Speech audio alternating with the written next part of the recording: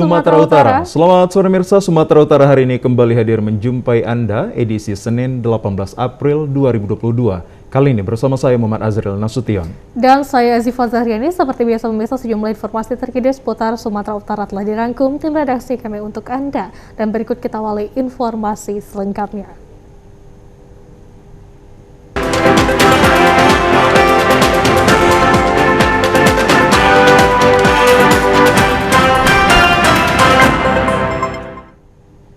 Pemirsa, tim tangkap buronan Kejaksaan Tinggi Sumatera Utara kembali mengamankan seorang terdakwa kasus minyak dan gas ilegal. Terdakwa yang diamankan karena masuk daftar pencarian orang dari Kejati Jambi dan ditangkap di kediamannya di Kabupaten Serdang Bedagai kemarin.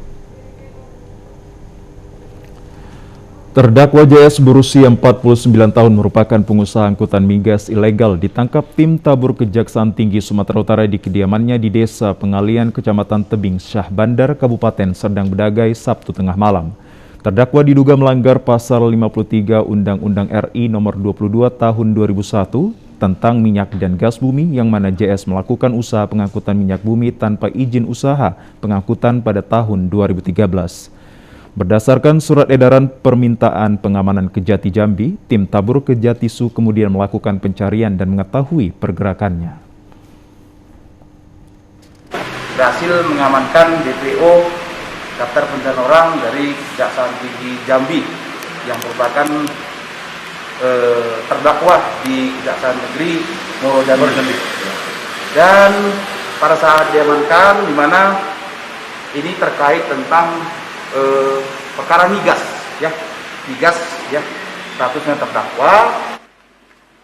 Sementara itu, dengan program Jaksa Agung Tangkap Buronan diharapkan kepada seluruh DPO Kejaksaan untuk segera menyerahkan diri dan mempertanggungjawabkan perbuatannya untuk diproses secara hukum. Pemirsa, berdalih karena himpitan ekonomi, seorang ibu rumah tangga nekat menjual narkotika jenis sabu kepada petugas melalui kurirnya. Dari hasil penggeledahannya, petugas menyita sebanyak lebih dari 1 kg sabu yang sudah siap edar yang disimpan di laci lemari pakaian di kamarnya. Beginilah suasana saat petugas personil dari Sat Narkoba Polres Labuhan Batu melakukan penggeledahan rumah seorang IRT berinisial AL, warga Sirandoro, Ujung Rantau Perapat, Labuhan Batu. Dari hasil penggeledahan, polisi menemukan 2 bungkus plastik teh hijau Cina yang masih berisi sisa sabu. Dari penggeledahan selanjutnya, petugas berhasil menemukan narkotika jenis sabu yang disimpan di laci lemari pakaian yang sudah dikemas dalam 10 paket klip plastik yang siap edar, di mana barang haram tersebut akan diedarkan seputaran Kota Rantau Perapat. Guna pemeriksaan dan penyelidikan lebih lanjut, tersangka dibawa ke Sat Narkoba Polres Labuhan Batu serta barang bukti sabu sebanyak 1.062 kg atau 1 kg lebih, 3 unit handphone, 1 timbangan elektrik serta puluhan plastik klip sabu. Kasat Narkoba Polres Labuhan Batu AKP Martualesi Sitepu menjelaskan, pengungkapan dan penangkapan tersangka AL berawal pihaknya melakukan penyelidikan selama 2 pekan dengan menyabu atau undercovering by sebagai pembeli sabu dari seorang pria berinisial HS alias DE, warga SM Raja Rantau Perapat, selaku penghubung tersangka AL yang akan menjualkan sabu seberat 100 gram dengan harga 45 juta rupiah.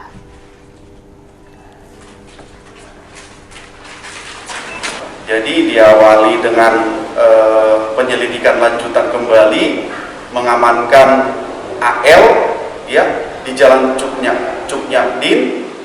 Dari tangannya kita temukan 1 tolak angin ya, ini rekan-rekan berisi 100 gram lebih. Nah, ketika kita mengamankan ini, kita lihat ibu ini ada menjatuhkan kunci sehingga timbul kecurigaan, dan kita lakukan pengembangan ke rumah tinggalnya beralamat di Jalan Sirandoro. Kita melakukan penggeledahan di dalam kamarnya dan kita ada menemukan ini, sehingga ini menjadi petunjuk yang kuat karena selama ini rekan-rekan mungkin juga sudah tahu bahwasanya narkotika sabu ya pada umumnya dibungkus dengan plastik teh Cina ya. Di sorotan lainnya pemirsa, bermula dari viralnya sebuah video yang diunggah di media sosial dan tersebar luas yang dilakukan oleh dua orang tersangka pasangan suami istri. Setelah resmi dilaporkan oleh korban, salah satu tersangka ditahan sedangkan satu orang lagi diwajibkan untuk melapor. Setelah dilakukan pemeriksaan, pihak Polres Taput saat ini telah menahan pelaku JP dan YS yang diwajibkan lapor 1 kali 24 jam kepada pihak kepolisian. Sebelumnya, kejadian ini bermula di saat adanya unggahan di media sosial yang memperlihatkan kedua pelaku dengan sengaja melakukan penganiayaan terhadap korban MM yang kemudian tersebar luas di media sosial. Menurut Humas Polres Taput Aibtu Walfon Baringbing, penangkapan dan penahanan ini dilakukan setelah korban MM melaporkannya ke Polres Taput kemarin. Atas laporan korban, kemudian tim Satreskrim Polres Taput melakukan penyelidikan dengan memeriksa saksi dan setelah pihak penyidik menemukan alat bukti permulaan yang cukup dan kedua tersangka ditangkap dan ditetapkan sebagai tersangka, yakni JP sudah ditahan dan sedang menjalani pemeriksaan insentif untuk segera dilimpahkan ke pihak kejaksaan. Kapolres Taput AKBP Ronald Sipayung mengatakan atas perbuatan kedua tersangka serta didukung dengan alat bukti dikenai pasal 170 Junto 351 KUHP tentang penganiayaan yang dilakukan secara bersama-sama dan diancam hukuman di atas 5 tahun penjara. Dan kemudian untuk istri yang bersangkutan atas nama SB tidak kita lakukan penahanan dengan pertimbangan bahwa yang bersangkutan mengaku menderita sakit asam lambung dan masih memiliki anak-anak yang masih di bawah umur. Namun demikian kita juga masih melakukan terus upaya pemeriksaan dan pembuktian apakah yang bersangkutan dalam keadaan sakit. Pemirsa, Satuan Polisi Pabung Praja Kabupaten Mandailing Natal kembali menghimbau pemilik tempat hiburan malam dan hotel agar tidak beroperasi di bulan Ramadan ini. Ya, petugas juga melakukan razia pekat dan mengamankan 4 waria di salah satu tempat hiburan malam. Untuk menjaga kondusifan dan kenyamanan bagi masyarakat yang melaksanakan ibadah selama bulan suci Ramadan, Polisi Satuan Pabung Praja Kabupaten Mandailing Natal kembali menghimbau sejumlah tempat hiburan malam agar tidak beroperasi atau memperkenankan wanita malam atau laki hidung belang berkunjung ke tempat hiburan malam. Petugas juga mendatangi sejumlah hotel kelas plate di Kota Penyambungan agar tidak menerima tamu yang bukan suami istri. Himbauan ini tetap taati aturan pemerintah daerah yang berlaku. Selain memberikan himbauan, petugas juga melakukan razia penyakit masyarakat ke tempat hiburan malam dan hotel kelas pelati. Dalam razia tersebut, petugas berhasil mengamankan 4 laki atau waria yang diamankan di salah satu tempat hiburan malam di Kota Penyambungan. Kepala Bidang Trantebub Satuan Polisi Pabung Praja Kabupaten Mandailing Natal, Ismail Dalimunte mengatakan, dari 4 waria tersebut, 1 diantara staf di kantor urusan agama di Kabupaten Mandailing Natal. Keempat waria ini dibawa ke kantor Satpol PP untuk dilakukan pendataan dan pembinaan. Razia pekat ini dilaksanakan karena banyaknya laporan masyarakat terkait aktivitas hiburan malam yang mengganggu kenyamanan warga saat beribadah.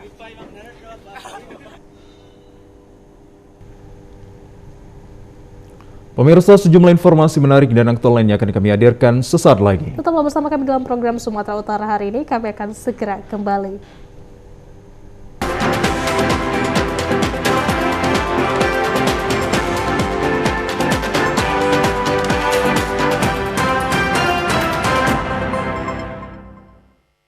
Assalamualaikum warahmatullahi wabarakatuh.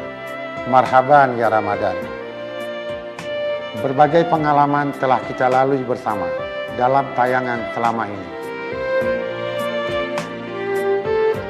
TVRI Sumatera Utara selalu hadir dan siap melayani pemirsanya.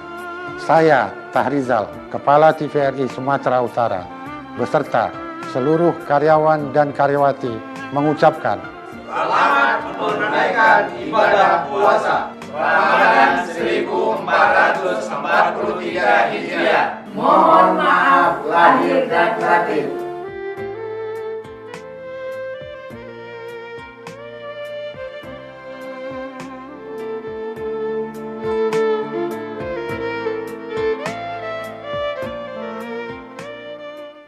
Ayo, cegah stunting. Kunjungi bidan andalan Anda untuk merencanakan dan mengatur jarak kehamilan untuk tumbuh kembang buah hati yang optimal. Cegah stunting itu penting melalui perencanaan keluarga. Khawatir ber-KB? Tunda kehamilan dan raih cita-cita dengan Andalan FE. andalan laktasi untuk ibu menyusui. Berkabeh itu mudah, andalan pilihan perempuan Indonesia.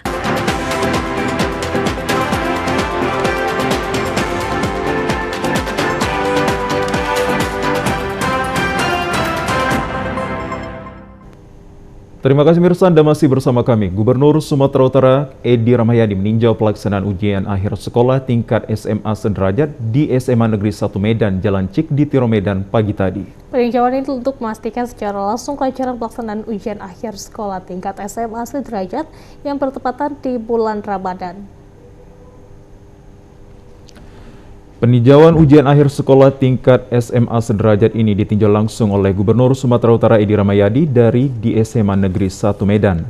Saat melakukan peninjauan ini, Gubsu Edi Rahmayadi didampingi Kadis Pendidikan Sumut serta beberapa OPD terkait serta disambut Kepala SMA Negeri 1 Medan Sabar beserta para guru. Gubsu Edi menyempatkan diri melihat langsung pelaksanaan ujian akhir sekolah dengan memasuki kelas demi kelas.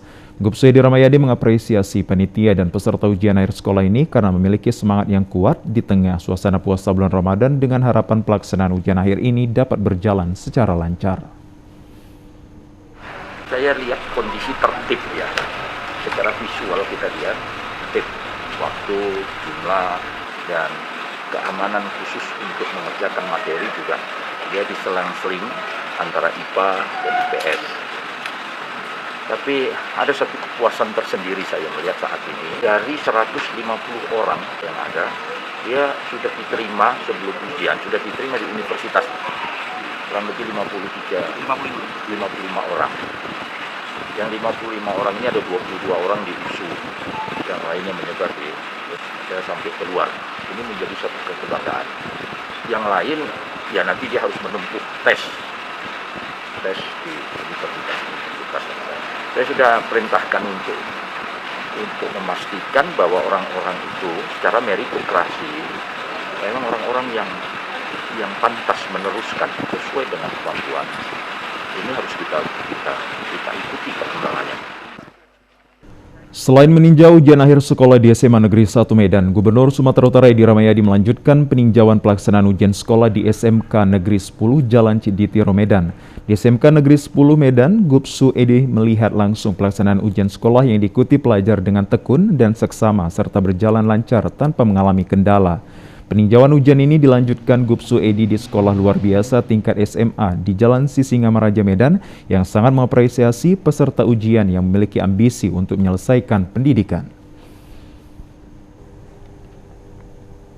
Secara umum, ujian sekolah kelas 12 mulai hari ini dilakukan di Sumatera Utara termasuk di SMK Negeri 8 Medan. Di SMK Negeri 8 Medan bahwa ujian sekolah ini dengan menerapkan ujian sekolah berbasis komputer.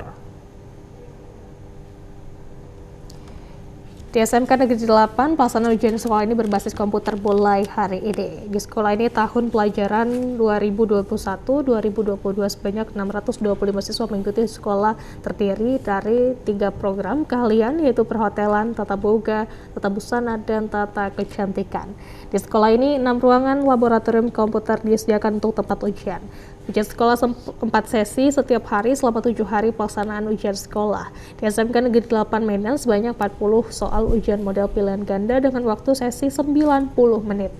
Meski ujian sekolah diserahkan kepada satuan pendidikan, materi soal tetap mengacu standar nasional. Pembuatan materi ujian oleh para guru bidang studi melalui musyawarah guru mata pelajaran dengan berbagai tingkat kesukaran soal.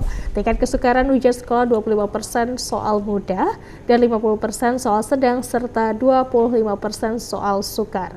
Kepala SMK Negeri 8 Medan, Hidup Simanjuntak mengatakan di sekolah ini jelang ujian sekolah telah dilakukan simulasi terhadap protokol kesehatan, guru, dan siswa. Melalui simulasi dapat memahami dan mempersiapkan diri menghadapi ujian.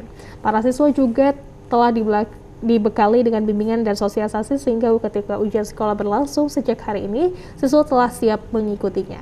Menurut Hidup Simanjuntak, pada hari pertama hari ini ujian sekolah berbasis komputer ini berlangsung lancar. Di ruangan laboratorium komputer disediakan komputer cadangan jika ditemui ada kendala.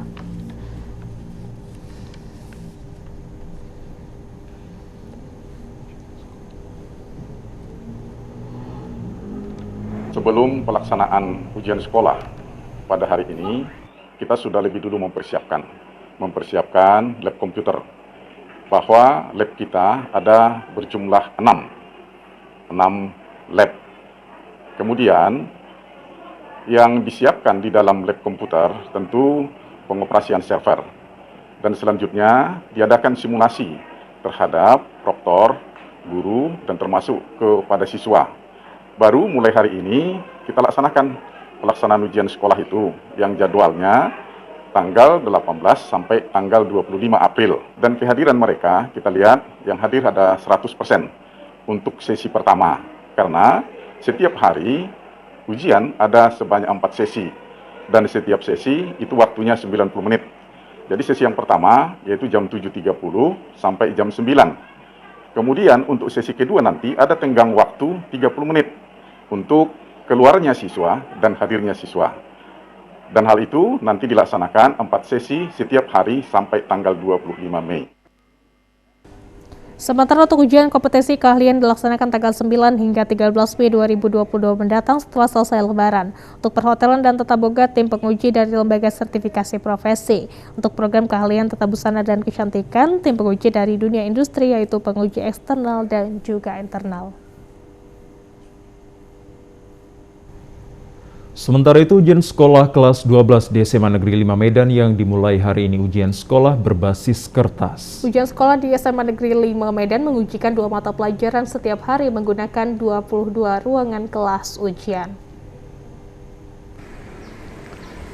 Di SMA Negeri 5 Medan sebanyak 376 siswa yang mengikuti ujian sekolah terdiri atas jurusan eksakta dan non-eksakta. Seluruh materi ujian sekolah dibuat oleh para guru mata pelajaran melalui musyawarah guru mata pelajaran MGMP. Materi ujian sekolah ini berasal dari materi pelajaran kelas 10, 11, dan juga 12. Sebanyak 14 mata pelajaran yang akan diujikan baik untuk eksakta maupun non-eksakta. Pelaksanaan ujian sekolah mulai hari ini hingga 25 April 2022 mendatang. Kepala SMA Negeri 5 Medan Suprayitno mengatakan semua materi ujian sekolah memiliki tingkat kesukaran. Untuk kesukaran soal mudah 25% dan soal kesukaran sedang 50%, serta soal sukar sebanyak 25%. Untuk jurusan eksakta jumlah soal 35 soal pilihan ganda dan 5 esai. Sementara untuk jurusan non-eksakta 45 soal pilihan ganda dan 5 soal esai. Hari ini sebagai hari pertama pelaksanaan ujian sekolah mengujikan mata pelajaran agama dan seni budaya baik untuk jurusan eksakta maupun jurusan non-eksakta. Sedangkan untuk esok hari, jurusan eksakta mengikuti ujian mata pelajaran kimia dan juga bahasa Indonesia. Untuk jurusan non-eksakta mata pelajaran lintas minat biologi dan bahasa Indonesia. Suprayitno juga mengatakan ujian sekolah ini akan dikoreksi jawabannya oleh tim korektor lembar jawaban yang tergabung dalam MGMP. Pada hari pertama hari ini, kehadiran siswa untuk mengikuti ujian sekolah 100%. Meski demikian, jika ada di antara siswa berhalangan hadir, ujian akan tetap dilaksanakan ujian susulan usai ujian sekolah utama.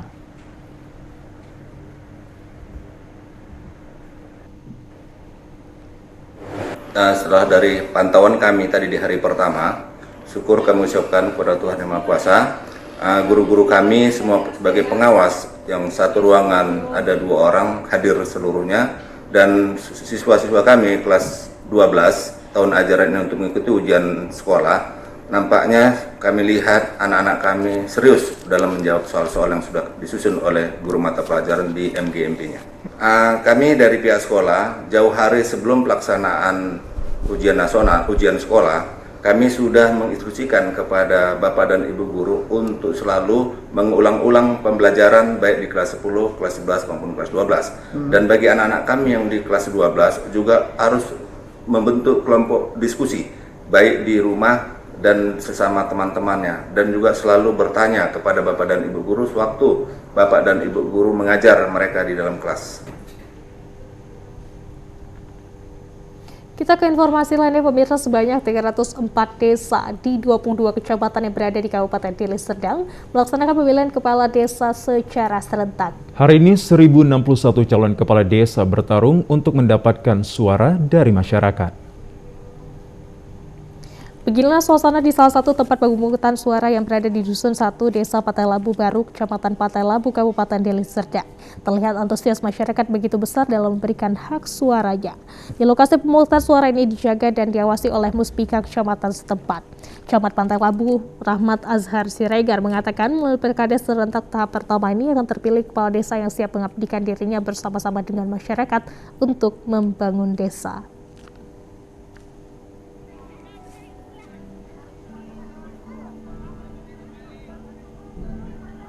Kalau pemungutan suara dari jam 8 pagi sampai jam 2 sore. Setelah itu dilaksanakan penghitungan suara di TPS masing-masing. Setelah dari TPS masing-masing, maka dilaksanakan rekapitulasi di desa masing-masing oleh P2K.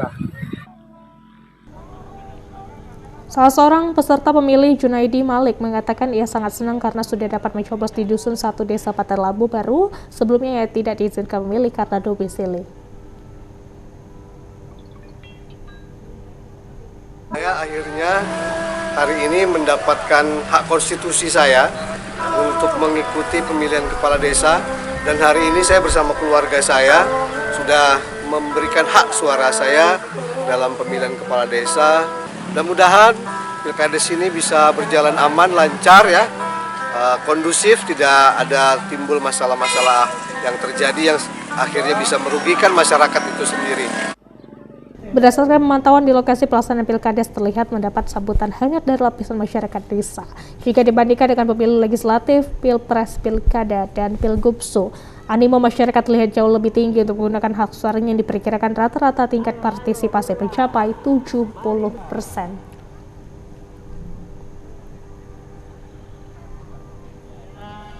Sebelumnya untuk mengamankan pelaksanaan pilkades serentak di 304 desa, Kapolresta Deli Serdang Kombes Pol Irsan Sinuhaji pimpin apel pergeseran pasukan yang digelar di lapangan hijau Mapolresta Deli Serdang, Lubuk Pakam.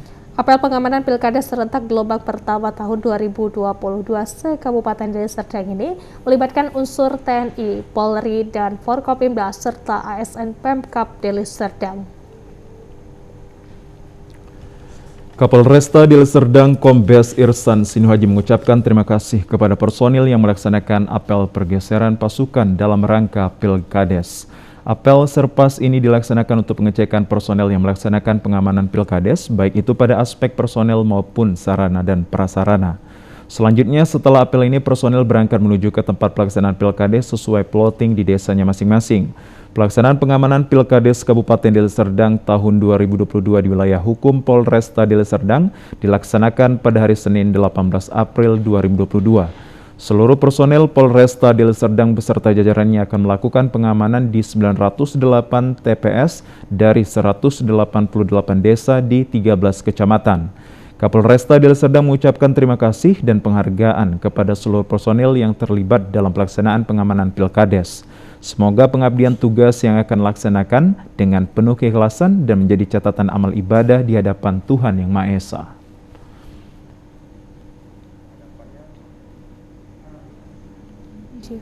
Sejumlah informasi menarik lainnya akan hadir usai jeda pariwara berikut ini. Tetaplah bersama kami.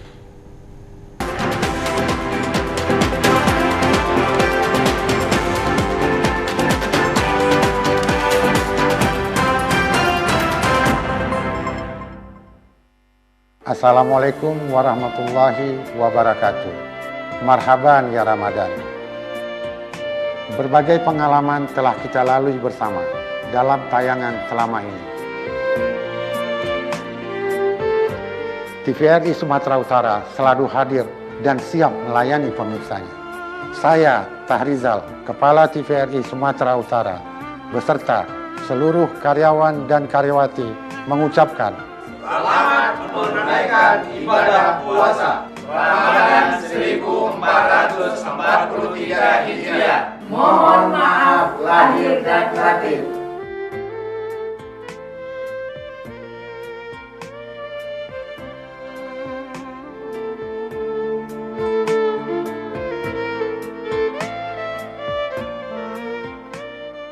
Lebaran Bapak pulang kan? Gimana puasanya tadi? Yakin bisa dapat sebulan penuh? Yakin dong Pak. Biar semangat toh puasanya, kalau lulus puasanya nih, Bapak hadiah sepeda. Gimana? Sepeda? Beneran, Pak? Yeay! Bentar ya, Dit. Enggak, Pak. Yang dua ya, Pak? Oh, iya. Duduk dulu, Mas, Mbak. Berita terkini, memasuki awal bulan Ramadan, masyarakat diimbau untuk tetap berjaga-jaga serta menghindari Sudah, Pak. Jadi berapa ya? 20.000, Mas. Oh, 20.000. Sebentar. Kembaliannya? Iya. Makasih ya, Pak ya. Sama-sama. Es dawetnya berapa, Pak? Biasa, Pak. Bapaknya bayar banyak banget. Lihat deh. Heran aku, Bu. Udah lama lo nggak rame kayak gini. Ini loh, Pak, lagi rame di sosmed. Mencintai tanpa pamrih selalu menghasilkan sesuatu untuk dihargai. Seperti saat kamu mencintai rupiah dengan mengenal, merawat, dan menjaga.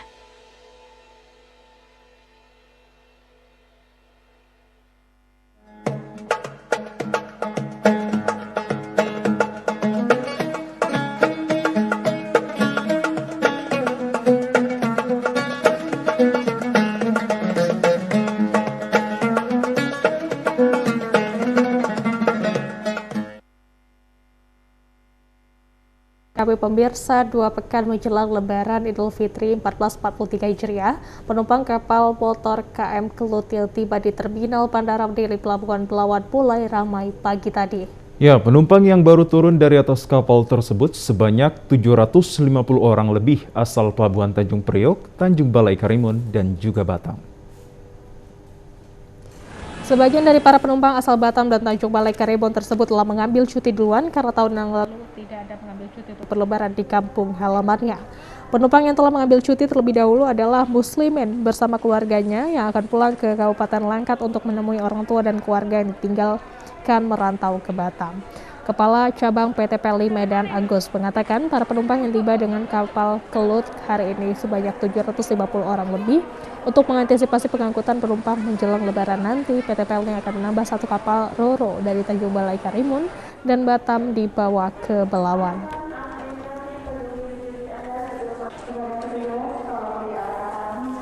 Untuk yang di Belawan ini, Pelni menambah 1 kapal yaitu Roro Honda. Rencana tanggal 22 April dia tiba berangkat. Untuk yang bulan Mei-nya kita tetap kapal Kelut. Frekuensinya yang ditambah.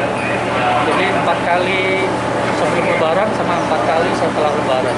Sudah jelas bertambah untuk yang tahun ini ya, karena kita juga dibolehkan 100% karena kita level 1. Kalau hari ini yang datang berapa dan pergi berapa, Pak? Ini turun dari di Belawan dari Tanjung Priok, Batam, Tanjung Balai 976. Dari pantauan tim liputan TVRI Terminal Pelabuhan Bandar Deli Pelabuhan Belawan, para penumpang yang baru turun dari atas kapal langsung kesehatannya diperiksa petugas Dinas Kesehatan Kota Medan dan diperiksa para penumpang baru dibenarkan keluar dari dalam terminal. Kapal motor Kelut hal ini sore kembali berangkat ke Tanjung Priok, Batam, dan Tanjung Balai Karimun. Kita ke informasi lainnya, pemirsa. Safari dakwah Ramadan dilakukan seorang siswi SMP Al-Azhar Asy-Syarif, Sumatera Utara, bertujuan untuk melakukan syiar Islam selama bulan Ramadan agar seluruh umat muslim lebih mendekatkan diri kepada Allah Subhanahu wa Ta'ala.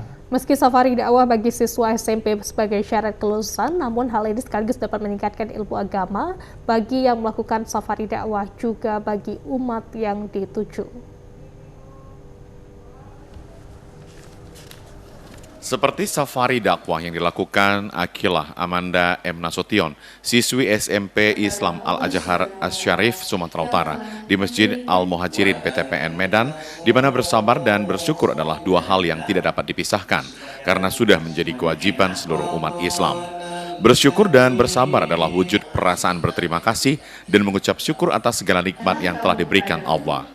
Akilah Amanda M. Nasution mengatakan, melakukan safari dakwah agar setiap kaum muda dan siswa dapat berguna bagi agama dan negara, juga bisa membanggakan keluarga, sekaligus sebagai contoh bagi adik-adik untuk selalu menjalankan kehidupan sesuai dengan ajaran Allah. Akilah Amanda mengaku sangat senang melakukan safari Ramadan di bulan puasa karena selain meningkatkan ilmu agama, sekaligus untuk mengajak umat Islam agar lebih meningkatkan ibadah pada bulan Ramadan ini. Jadi makna sabar dan syukur itu kita kan lagi berpuasa. Jadi kita harus bersabar untuk menahan hawa nafsu. Contohnya bersabar agar tidak makan dan minum. Kalau yang tentang syukur, kita harus bersyukur kepada Allah apapun yang diberi sama Allah. Mau dalam keadaan susah ataupun keadaan senang. Kepada anak yatim semoga bisa terus menghafal Al-Quran, terus selalu berusaha untuk mencapai masa depan, berguna untuk umat dan negara, terus agama, terus membanggakan kedua orang tua, membantu adik-adik supaya bisa jadi contoh nanti di masa depan. Al-Ustadz Haji Syahrul Nasution dalam tausiahnya mengatakan terdapat 5 kunci ketenangan yaitu syukur, sabar, sholat, silaturahmi, dan bersedekah. Kelima unsur ini adalah kunci ketenangan sekaligus bertujuan untuk mendapatkan surganya Allah. Untuk itu, Al-Ustadz Haji Syahrul Nasution berharap agar seluruh umat dapat menjalankannya di dalam kehidupan sehari-hari. Ya, alhamdulillah dengan adanya Al-Quran itu akan menjadi gaung rahmat di alam dunia ini. Karena Quran itu adalah wa nunazzilu minal Quran ma huwa syifaa'un wa rahmatul lil mu'minin. La yazirul zalimina illa khusara. Allah turunkan Al-Quran itu rahmat.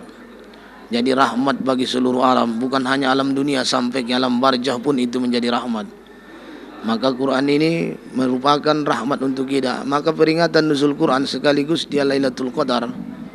Insyaallah umat Islam akan memperingati itu, berharap kita mendapatkan Lailatul Qadar itu sendiri.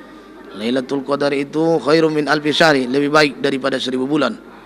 Maka beramal di situ bagaikan beramal lebih mulia daripada 84 tahun. Pada safari dakwah yang dilakukan, turut dilakukan pemberian bantuan kepada anak yatim piatu yang berada di sekitar Masjid Al-Muhajirin PTPN di Medan. Cepat berhasil, Amanda. Ramadan merupakan momen penting untuk saling peduli dan berbagi, terutama kepada kaum duafa dan yatim piatu. Di bulan Ramadan, Allah Subhanahu wa Ta'ala membuka kesempatan kepada umatnya untuk berbuat amal baik, termasuk bersedekah. Seperti yang dilakukan pemerhati sosial Hajah Zainurah binti Haji Musanif yang menggelar safari Ramadan indahnya berbagi di bulan Ramadan. Hajah Zainurah merupakan putri dari almarhum Haji Musanif yang banyak meluangkan waktunya untuk membantu kaum duafa. Kepeduliannya terhadap kaum yang lemah sebenarnya sudah sejak lama dilakukannya karena Hajah Zainurah terinspirasi dengan almarhum orang tuanya Haji Musanif yang cukup dikenal masyarakat sebagai dermawan. Dalam kegiatan safari Ramadan indahnya berbagi untuk kaum duafa dan anak yatim, Hajah Zainurah memberikan infak dan sedekah berupa beras dan sejumlah uang. Pemberian sedekah di berbagai tempat bagi kaum duafa sebelumnya sudah dilakukan pada kesempatan kali ini. Hajah Zainurah menyerahkan infaknya di Desa Kedai Durian, Kecamatan Deli Tua, Kabupaten Deli Serdang, dan Kecamatan Medan Johor, Kota Medan. Penyerahan infak dan sedekah bagi masyarakat yang kurang mampu ini langsung diberikan sekaligus bertatap muka dengan masyarakat yang kurang mampu.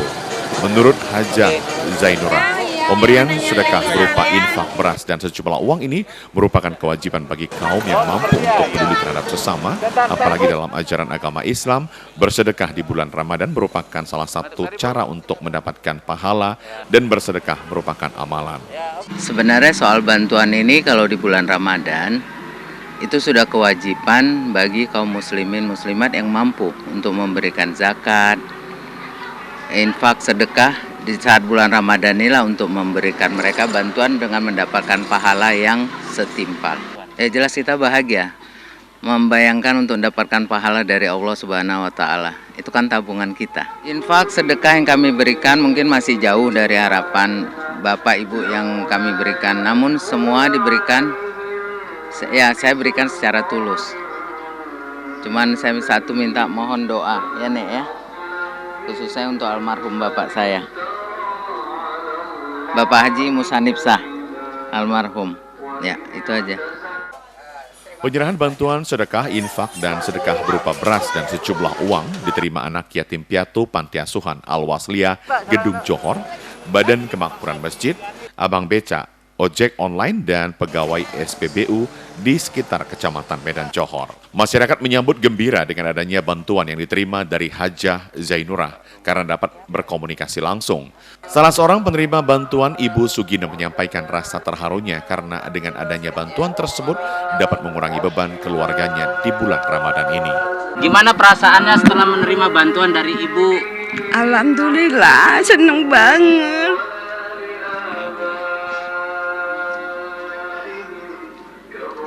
Terus bantuannya nanti digunain untuk apa, Bu? Ya, kalau bisa kasih anak yatim sedikit. Bagi-bagi lagi. Anak yatim ya kan? Tapi katanya Ibu tinggal sendiri di sini. Iya. Mau bagi-bagi lagi? Iya lah. Ya kan ada anak yatim loh, dia kan susah juga. Iya, alhamdulillah. Rakaya udah sehat, panjang umur, murah rezeki, hilang penyakit dikuang segoro gitu, papel tengah mengawang, mabel tengah bumi ya.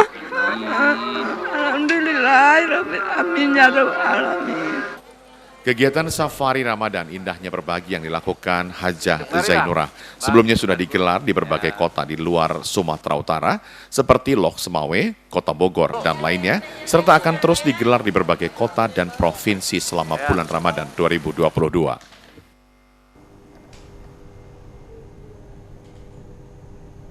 Sementara itu pemirsa, sejumlah masyarakat penerima bantuan sosial mengaku sangat senang karena bantuan sosial yang diterima dapat memenuhi kebutuhan sehari-hari khususnya pada bulan Ramadan.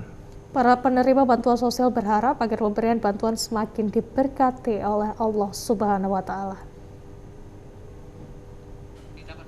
Ya, tentunya sangat gembira ya bahwa sembako ini adalah merupakan pokok bagi kita dalam rangka melaksanakan rutinitas pelayanan kesejahteraan anak panti.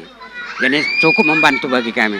Dan sekali lagi kami menyampaikan terima kasih. Dengan pelayanan panti ini tidak terlepas dengan bermitra dengan masyarakat, pemerintah, terutama bagi masyarakat yang peduli kepada anak yatim, termasuk ibunda kita ini dan keluarga besarnya.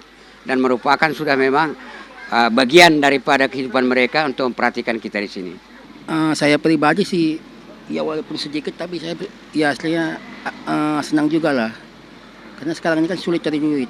Ya ke depannya gampang cari duit aja lah. Selama ini sih dapat, cuman agaknya agak payah gitu lah. Terdampak COVID, Pak ya? Iya, semenjak COVID itu agaknya payah cari duit lah. Ya alhamdulillah itu bantu untuk bisa hari-hari karena pun dari ojol pun nggak dapat lagi, sunyi sekarang orderan. Ya dari pemerintah sembako lah terutama kan gitu, kebutuhan sehari-hari kan gitu. Orang jelek kok foto lah. Berkahnya Bu, ambil berkahnya.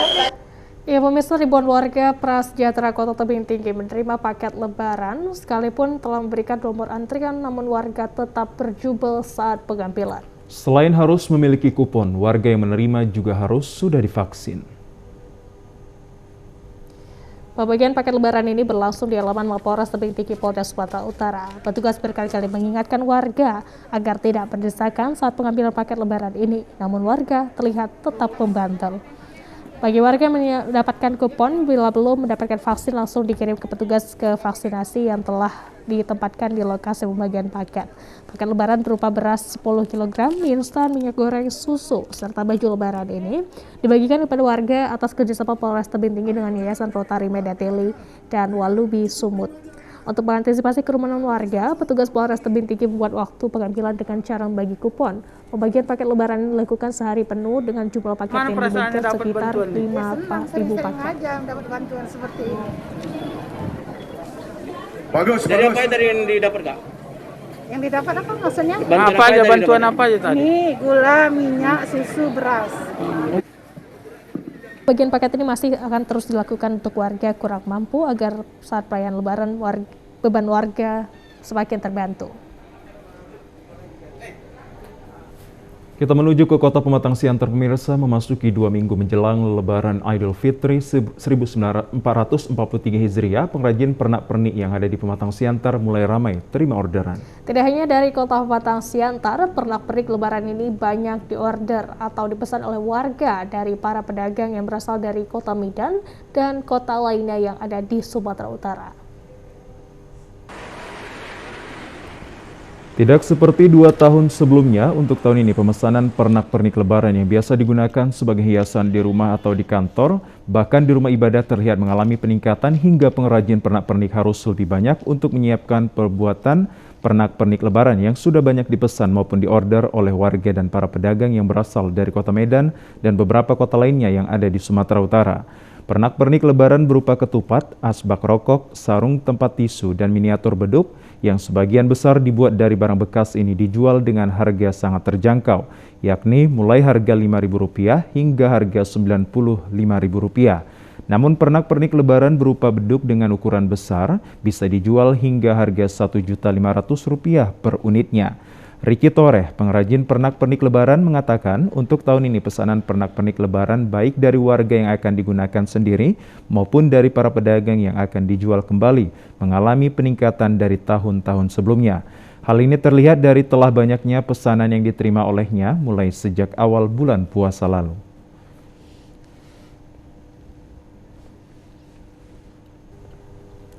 Ya, pemirsa, aktivis perempuan Indonesia Ratna Sarumpait meluncurkan buku bertajuk Aku Bukan Seorang Politikus agar anak bangsa lebih mengenal sosok Ratna Sarumpait yang seutuhnya. Ya, pada peluncuran buku ini turut dilakukan pemberian bantuan kepada anak yatim piatu yang ada di Kota Medan.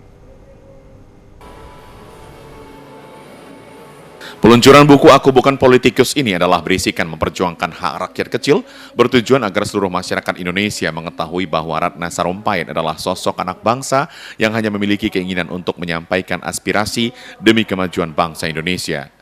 Melalui peluncuran buku ini menegaskan Ratna Sarumpait, kelahiran Tarutung 16 Juli 1948 ini ingin membela rakyat yang tertindas dan hal ini sudah dirintisnya sejak ia masih muda. Ratna Sarumpait yang kini berusia 74 tahun menjelaskan buku yang ia luncurkan bukan meluruskan permasalahan yang sempat terjadi pada 3 tahun yang silam, melainkan ia hanya ingin menyampaikan memperjuangkan hak-hak rakyat kecil penting untuk diwujudkan.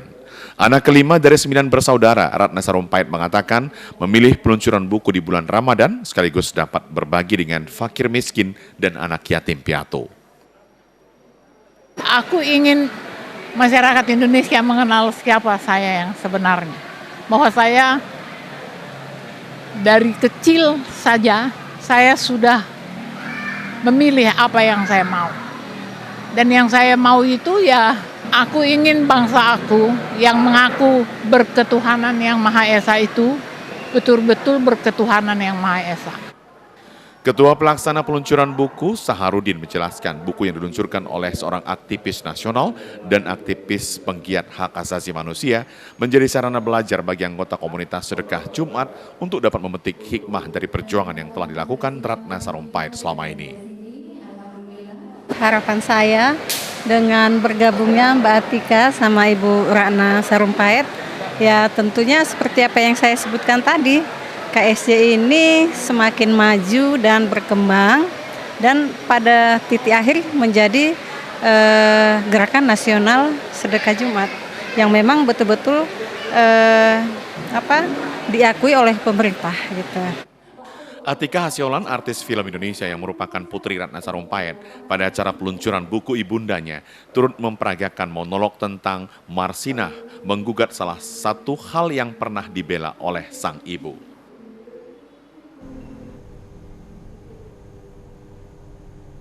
Ya, pemirsa, informasi terkait pabrik tikar dan material plastik terbakar akan kami sampaikan sesaat lagi. Tetaplah bersama kami dalam program Sumatera Utara hari ini, kami akan segera kembali.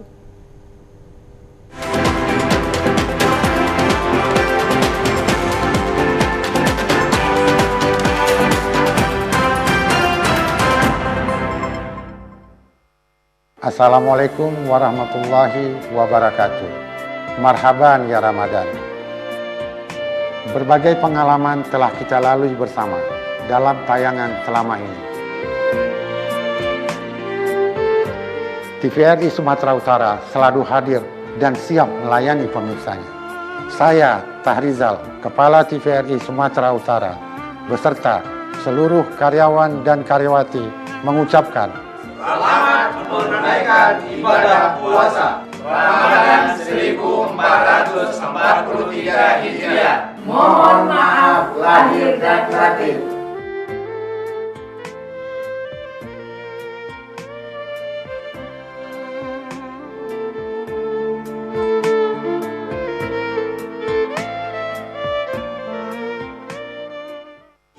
Ayo, cegah stunting! Kunjungi bidan andalan Anda untuk merencanakan dan mengatur jarak kehamilan untuk tumbuh kembang buah hati yang optimal. Cegah stunting itu penting melalui perencanaan keluarga. Khawatir ber-KB? Tunda kehamilan dan raih cita-cita dengan Andalan FA. Andalan laktasi untuk ibu menyusui. Ber-KB itu mudah. Andalan pilihan perempuan Indonesia.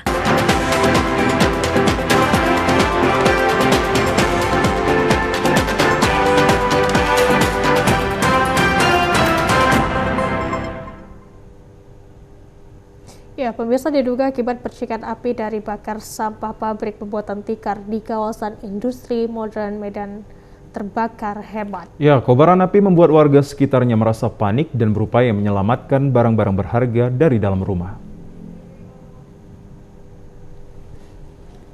Kobaran api membumbung tinggi di sebuah pabrik pembuatan tikar milik PT Sumber Perkasa Plastik di kawasan industri modern atau KIM 1 Medan di lingkungan ke-1 Kelurahan Kota Bangun, Kecamatan Medan Deli, Kota Medan kemarin. Api dengan cepat melahap seluruh material plastik dan bangunan pabrik sehingga membuat warga yang tinggal berdekatan dengan pabrik panik menyelamatkan barang-barang berharga mereka. Besarnya api membuat tembok pembatas pabrik rubuh dan menimpa bangunan bagasi rumah warga. Bahkan terdengar sejumlah ledakan dari dalam pabrik. 13 mobil pemadam kebakaran Kota Medan diturunkan ke lokasi kebakaran untuk memadamkan api. Petugas sempat kewalahan karena api sulit dipadamkan mengingat tumpukan plastik yang terbakar hampir mengelilingi pabrik tersebut. Diduga api berasal dari pembakaran sampah sehingga merebet ke tumpukan material plastik dan bangunan pabrik. Kita belum tahu Pak pastinya, pokoknya ada bahan tikar bahan-bahan plastik terkumpul di gudang orang itu dan terbuka, mungkin entah ada percikan api, nggak tahu kita Pak. Ini masih dalam proses pemadaman, kita menyelamatkan rumah warga yang paling utama. Dari belakang kita akan pemadam. Pakai tadi temboknya jatuh pakai. Ya, ada kena rumah warga pakai? Rumah warga belum, tapi gudang ada, gudang rumah warga belum. Ada gudang mobil ya yang kena. Pemirsa, di sorotan lainnya, akses jalan di Kabanjahe, Kabupaten Karo rusak dengan lubang menganga yang mengganggu aktivitas dan keselamatan para masyarakat. Perhatian dengan akses jalan berlubang, elemen masyarakat Pospera Kabanjahe, Kabupaten Karo menimbun sejumlah titik jalan berlubang. Kondisi infrastruktur ataupun akses jalan di kota Kabanjahe, Kabupaten Karo memprihatinkan. Banyak jalan rusak dengan lubang menganga yang cukup lebar dan dalam, mengakibatkan kemacetan lalu lintas, yang mana jalan berlubang ini mengganggu aktivitas dan keselamatan masyarakat. Seperti di persimpangan Jalan Sentrum, Jalan Kapten Palabangun, dan Selamat Ketaren Kabanjahe. Prihatin dengan akses jalan berlubang, elemen masyarakat Pospera Kabanjahe Karo menimbun sejumlah titik jalan berlubang. Penimbunan jalan kabupaten yang berlubang yang rawan kecelakaan lalu lintas karena beberapa kali telah terjadi kecelakaan sepeda motor akibat jalan berlubang. Pospera Kabanjahe Kabupaten Karo bersama PAC lainnya bergotong royong menimbun jalan dengan sertu. Gotong royong ini sebagai andil bersama masyarakat saling membantu demi kelancaran transportasi dan mengurangi kemacetan lalu lintas. Diharapkan agar instansi terkait untuk segera memperbaiki akses jalan di Kabupaten Karo maupun jalan provinsi dan juga nasional. Perlu solusi dan action secepatnya demi kelancaran mobilitas dan perekonomian masyarakat. Jalan di Kabupaten Karo merupakan akses transportasi hasil pertanian, lokasi wisata, dan penghubung antar kabupaten, kota, dan provinsi Aceh. Kita ke informasi lainnya, pemirsa. Kebakaran yang menghanguskan puluhan rumah di Desa Seapung, Kabupaten Asahan pada Minggu dini kemarin masih menyisikan kesedihan para korban. Ya, korban mencari barang berharga di tengah puing-puing sisa kebakaran. Warga terus ramai berkerumun mendatangi lokasi kebakaran yang terjadi di kawasan padat penduduk di Dusun 2, Desa Seapung, Kabupaten Asahan, pasca kebakaran yang masih menyisakan kesedihan yang mendalam terhadap korban. Air mata tak terbendung setelah melihat rumah mereka rata dengan tanah. Tidak hanya itu, para korban juga mencari barang berharga mereka di tengah puing sisa kebakaran. Seorang korban kebakaran, Hafsah Marpau, mengatakan peristiwa kebakaran begitu cepat sehingga korban berlari keluar rumah karena api sudah mengepung. Tidak banyak barang yang bisa diselamatkan, termasuk pakaian dan juga dokumen penting.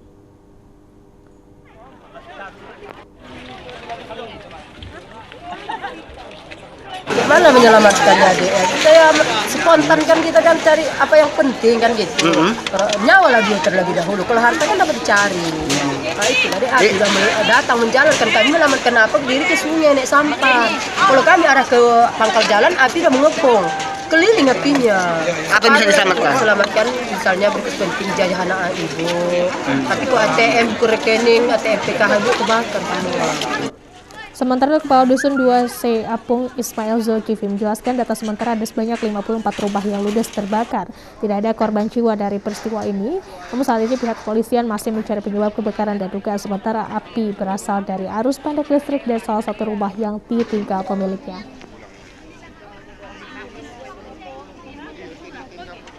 Ada Joni, ada proses di belakang Bapak. Jadi keadaan rumahnya tadi malam kosong, mungkin pergi ke tempat orang tuanya. Apinya kemungkinan berasal dari korsleting lah. Terbakar habis keseluruhannya 54 yang hangus dan yang rusak berat 5 rumah. Korban kebakaran berharap pemerintah Kabupaten Asar dapat memberikan bantuan dan tenda pengungsian sementara. Pemirsa, untuk memenuhi target di Arena Pekan Olahraga Nasional tahun 2024 mendatang, pengurus cabang olahraga tinju Sumatera Utara terus berbenah diri melalui program Pelada Jangka Panjang. Upaya pencapaian target tersebut disampaikan Ketua Umum Pertida Sumatera Utara Sabam Parulian Manalu di Medan kemarin. Menurut Ketua Umum Pertina Sumatera Utara Sabam Parulian Manalu, saat ini Pemprov Pertina Sumut membina 35 petinju putra-putri yang dikemas melalui program Pelada Jangka Panjang KONI Sumatera Utara. Ke-35 petinju yang tergabung pada Pelada Jangka Panjang tersebut dilatih 9 orang pelatih teknik dan 1 orang pelatih fisik. Untuk tahun 2022 ini, pengurus Provinsi Pertina akan mengadakan beberapa kali kejuaraan serta melakukan try-in and try-out ke beberapa daerah di Indonesia. Pada momentum PON 2024 mendatang, Pertina Sumatera Utara menargetkan 11 medali emas. Terkait dengan pelaksanaan program Pelada Jangka Panjang, pengurus Pertina Sumut menyampaikan apresiasi penuh kepada pengurus KONI Sumut yang telah memberikan perhatian sehingga pelaksanaan Pelada Jangka Panjang berjalan secara lancar. Dan untuk itu memang ini kerja berat. Kita sadar itu menjadi kerja berat. Karena itu kami Pertina Sumatera Utara sudah mempersiapkan beberapa program untuk mencapai target tersebut. Salah satunya dengan Pelada Jangka Panjang yang kita buat hari ini, mulai dari 6 bulan yang lalu sampai hari ini masih berjalan. Kita membina 35 atlet dengan 9 pelatih teknik dengan 1 orang pelatih fisik. Itu sudah kita buat, dan mungkin ke depan kita akan melakukan kejuaraan-kejuaraan daerah, melakukan try-in dengan try-out ke seluruh Indonesia. Ini akan kita laksanakan. Pertina Sumut ini, Abang Anda, Sabam Manado, sangat luar biasa menangani tim ini. Dia benar-benar sangat perhatian pada pelatih, pada atlet yang latihan, selalu dia lihat. Dia selalu melihat bahwa mengupayakan waktunya untuk melihat bagaimana perkembangan latihan. Begitu dia pulang kerja sampai, karena kebetulan Sasana tinju itu dekat rumah beliau. Dan begitu juga program-program yang dibuat oleh Kepala Pelatih Abang Anda Pak Ua, bekerjasama dengan semua pelatih-pelatih fisik dan begitu juga pelatih teknik yang sangat luar biasa. Jadi saya yakin kalau begini terus berjalan nanti untuk Pelada ini sampai 2024, mudah-mudahan apa yang targetkan oleh Ketua Pertina Sumut, Abang Anda Sabam Manalu, mudah-mudahan bisa tercapai dengan baik. Dan ini juga berkat daripada dukungan daripada KONI Sumatera Utara kepada tim ini yang cukup baik. Pemirsa, liburan gak butuh mahal-mahal, yang penting bahagia dan puas untuk menghabiskan masa penat kita yang begitu padat dalam segala aktivitas. Iya, jika kita telurusi beragam destinasi wisata, pasti akan kita temukan tempat objek wisata yang gak butuh biaya besar. Tidak semudah memang untuk bisa melakukan liburan murah, bahkan tidak semua orang bisa berlibur murah. Apalagi buat kamu yang suka datang ke lokasi baru, tentunya selalu ingin berlibur ke sana dengan murah meriah, bukan? Danau Toba tak perlu diragukan lagi karena sudah menjadi tempat liburan bagi wisatawan asing maupun lokal dengan keindahannya yang super indah. Ada beragam tempat wisata yang bisa dikunjungi yang gak perlu mengeluarkan biaya yang besar.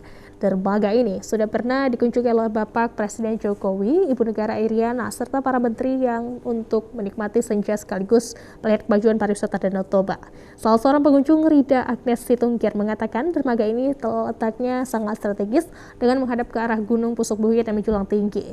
Dengan latar belakang yang pesona membuat tempat ini sangat pas untuk bersantai sambil menikmati keindahan sembari mendengarkan suara deburan ombak. Tempat ini juga memiliki suasana yang romantis bagi pasangan. Banyak wisatawan datang kemari membawa pasangannya untuk bersantai sembari dimanjakan belayan angin, berfoto dan menikmati senja bareng. Dermaga Jeti ini juga memiliki sebuah restoran kecil yang bisa dinikmati sajian kulinernya, makanan dan minuman di tengah Danau Toba. Dengan latar belakang Gunung Pusuk Buyut yang menjulang tinggi akan membuat suasana semakin nyaman dan nikmat. Untuk kenyamanan saat pengunjung datang ke tempat ini, beberapa fasilitas di tempat ini juga memadai. Saat kita kunjungi lahan parkir, spot foto restoran, dermaga Jeti, spot duduk dengan bentuk penungguan bus, dan toilet umum bersih untuk pengunjung.